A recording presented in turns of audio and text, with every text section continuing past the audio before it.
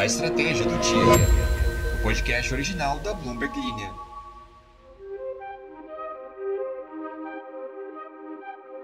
Bom, para você aí que talvez tenha perdido alguns episódios, saiba que Donald Trump resolveu cobrar 50% de imposto sobre tudo que vem do Brasil. É isso mesmo. Café, avião, papel higiênico de eucalipto. Se tiver carimbo verde e amarelo, vai pagar pedágio na alfândega. E a notícia caiu como uma bomba no mercado, e o Ibovespa respondeu como quem levou um balde de água gelada. Ele desabou quase 4% na semana. Já o dólar subiu, e subiu bastante. Mas olha só, calma, nem tudo é tragédia. O impacto pode ser mais limitado do que parece, a não ser que o Brasil resolva revidar. Não, aí sim o barraco tá garantido. Olha, então hoje a gente vai te explicar o que está em jogo nessa treta tarifária, quais empresas podem perder feio e por que a Embraer virou alvo preferencial. E olha, um pequeno detalhe, tem até jato brasileiro de 60 milhões no meio dessa confusão. Então, fica atento que o papo é importante. E olha, eu aposto que você não imaginou que a gente fosse falar de Bad Bunny hoje no episódio. Pois é, tem gente que salva a economia com medidas fiscais. Tem gente que salva com um show de 30 dias. E tem o Bad Bunny, que salva o Porto Rico com um microfone, uma turnê local e muitas músicas de reggaeton que eu não sei porquê, mas não entendo uma palavra do que eles falam.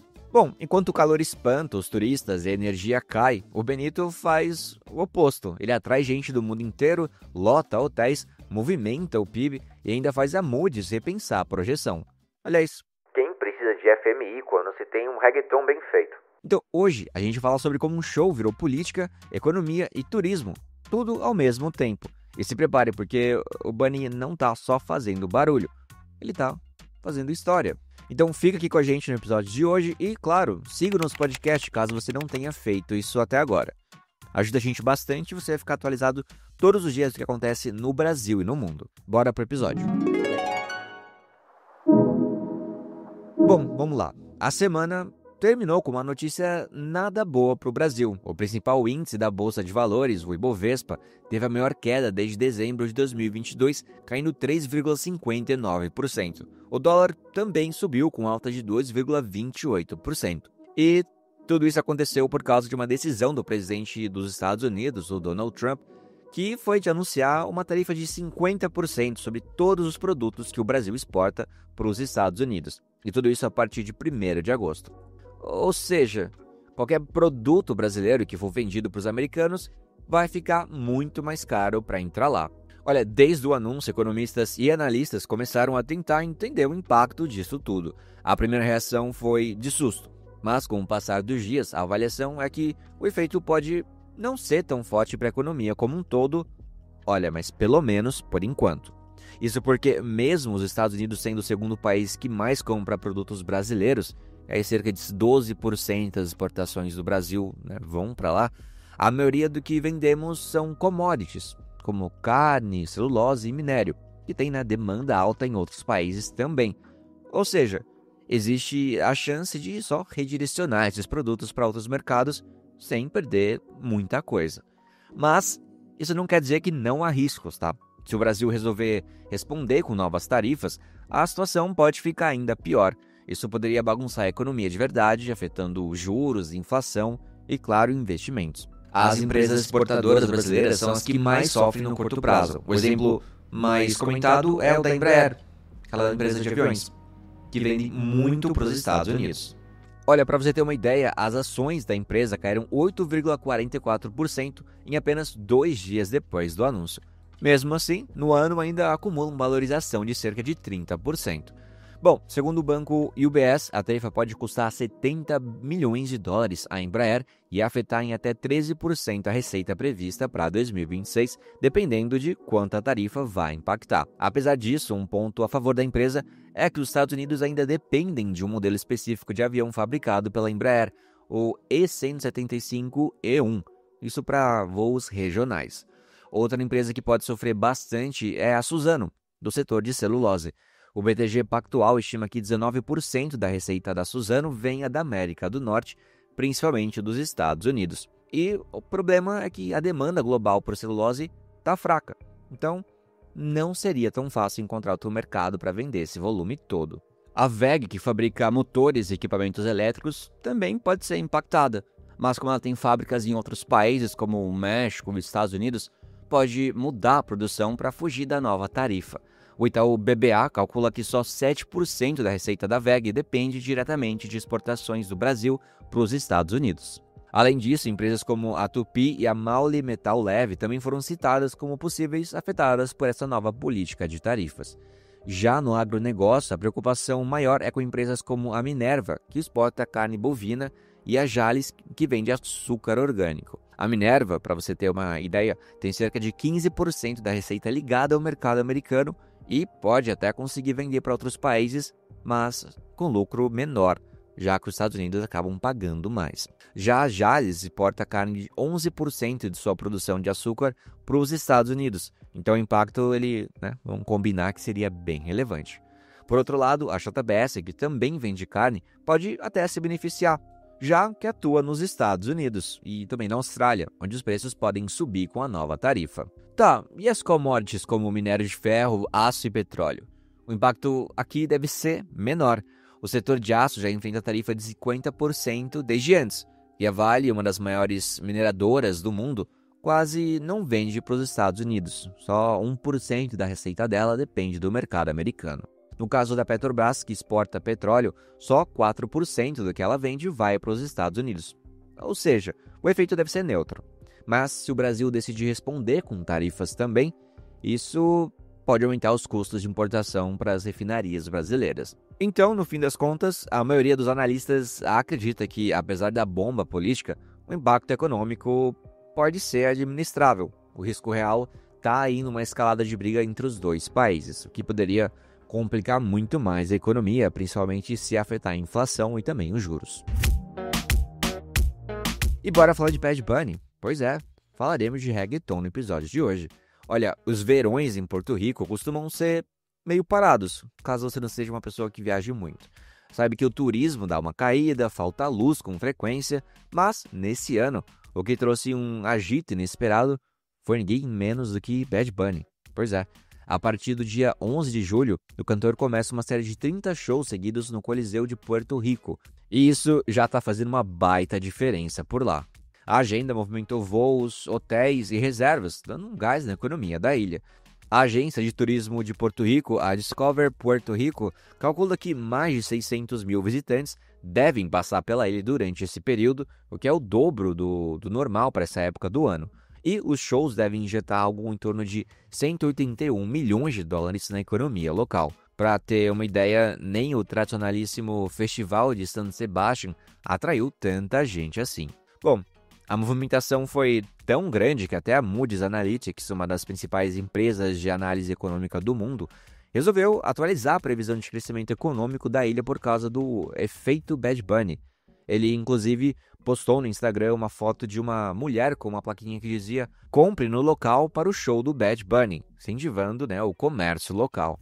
Olha, hoje em dia é até que comum que grandes estrelas façam turnês internacionais gigantes, como Taylor Swift, cuja Eras Tour movimentou cerca de 10 bilhões de dólares nas cidades por onde passou, segundo o Harvard Business Review. Mas o que o Bad Bunny está fazendo é diferente, e você vai entender o porquê. Em vez de sair viajando, ele disse ao mundo: olha, se você quiser me ver, por que você não vem aqui na minha ilha? E ele decidiu ficar em Porto Rico e fazer 30 shows seguidos, uma coisa que só costuma acontecer nas residências de artistas em Las Vegas. Segundo Jorge Pérez, gerente regional da empresa que cuida do Coliseu, o anúncio dos shows locais veio antes de qualquer turnê mundial, e todos os ingressos foram vendidos em 4 horas, mais de 450 mil ingressos, que é o recorde do lugar. Olha, esse movimento todo deve gerar um aumento temporário de 3% nos empregos do setor de turismo, o que é muita coisa numa ilha com 3,2 milhões de habitantes. Se não fosse o fato da economia já estar quase em pleno emprego, esse número poderia ter chegado a 8%. Além disso, os shows devem aumentar o PIB em cerca de 0,15 ponto percentual, que é o suficiente para evitar que a economia fique estagnada nesse ano fiscal. Ou seja, o Bad Bunny não está só fazendo música, ele está fazendo a economia girar. E olha, caso você esteja ouvindo o podcast até agora, depois de 10 minutos, e esteja se perguntando quem diabos é Bad Bunny, eu vou dar um breve resumo, até porque eu não conheço tão bem assim também. Mas ele é um cantor de reggaeton. Ele nasceu como Benito Antônio Martínez Ocasio. Ele trabalhava num supermercado e virou uma das maiores estrelas do planeta. Ele já se apresentou no intervalo do Super Bowl, atuou com Brad Pitt e apareceu várias vezes no Saturday Night Live e no Tonight Show. O novo álbum, o Devi Tirar Mais Fotos, ou Eu Deveria Ter Tirado Mais Fotos, traz sons tradicionais de Porto Rico como salsa, bomba e plena, que é uma homenagem às raízes dele. E tem até fã transformando o show em motivo de reunião familiar, que é o caso de Carolina Ramírez, que mora em Nova York e comprou 6 ingressos para ir com os parentes. Ela pagou $200 por ingresso, 800 na passagem, e deve gastar mais de $1.000 dividindo uma casa com os primos e a irmã, e ainda disse: vale a pena, virou uma comemoração em família, eu amo voltar para a ilha. Uma boa, né? Desculpa aí para viajar com a família. Faz sentido. Bom, mas olha só para você ter uma ideia do tamanho desse impacto, sabe que já foram vendidas 35 mil diárias de quarto de hotel por causa dos shows, isso segundo a agência de turismo. A própria Discover Puerto Rico está fazendo campanha nas redes sociais, dando dicas de turismo para fãs do cantor e também incentivando que eles aproveitem mais a ilha antes e depois dos shows. A ideia é que o pessoal não fique só em San Juan, que é a capital, mas que explore também outras partes da ilha. Isso, olha, tá funcionando. Uma comediante chamada Sara Contreras, que tem 2 Airbnbs em Fajardo, cidade com esportes aquáticos, e que fica a uns 45 minutos da capital, disse que o pessoal já está reservando tudo, e nem é agosto ainda. Muitos dizem, a gente vai pro Bad Bunny e vai estender a viagem. Pois aí, então a tática até que tá dando certo. Empresas também estão surfando na onda. A East Island Excursions, por exemplo, criou um passeio chamado Coffee and Salsa, inspirado no novo álbum do cantor. E olha só que interessante, além do impacto econômico, o artista também tem um lado político forte. Na última eleição, ele fez campanha para partidos que defendem a independência de Porto Rico em relação aos Estados Unidos. Ele também bancou outdoor chamando os políticos locais de corruptos. Pois é, mesmo assim, a atual governadora Jennifer Gonzalez parece não guardar mágoas. Ela ofereceu ingressos de graça para funcionários públicos e estudantes. Olha, outra coisa que chamou a atenção é que até agora Bad Bunny não marcou nenhum show nos Estados Unidos continentais.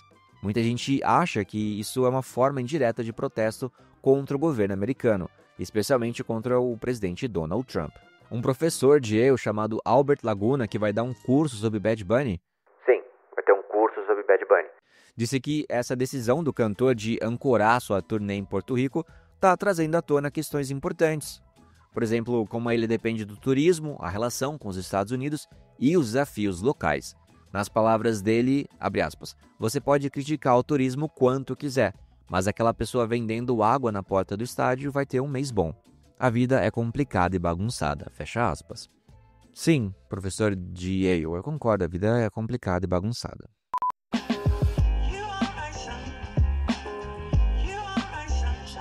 E bora ler aqui os comentários rapidamente do episódio anterior, onde falamos de pistache, finalmente. Pois é, aliás, o que vocês acharam do episódio? E eu esqueci de perguntar, vocês gostam de Bad Bunny? Vocês escutam? Comenta aqui. Bom, Cristiane comentou, comprei o ovo de Páscoa de pistache porque minha filha quis de todo jeito. Pois é, aí tá o impacto do marketing sobre o pistache, na prática. Beatriz Saltão diz, pior que eu acho o pistache gostoso, mas acho que o gosto não é inovador. O hype é mais porque é bonitinho mesmo. Faz sentido, Beatriz. Laura Caroline comentou, quase chorei quando vi que o episódio era sobre pistache, finalmente. Pois é, demorou, mas saiu. É isso aí, gente, acreditem que uma hora eu compro com a minha palavra. Adriano diz, das modas passageiras, pistache é de longe o pior. Troco facilmente pelas paletas mexicanas. E bom, para finalizar aqui as críticas ao pistache, a Júlia Magalhães diz, será que meu paladar tá errado ou é infantil? Não consigo ver graça em nada que vá a pistache. Acho que meu cérebro talvez possa estar programado para não gostar do que é caro. Bom, faz sentido. E se for verdade, compartilhe essa programação aí pra gente. Bom, gente, eu vou ficando por aqui. Muito obrigado pela audiência mais uma vez. Até o próximo episódio. Até lá!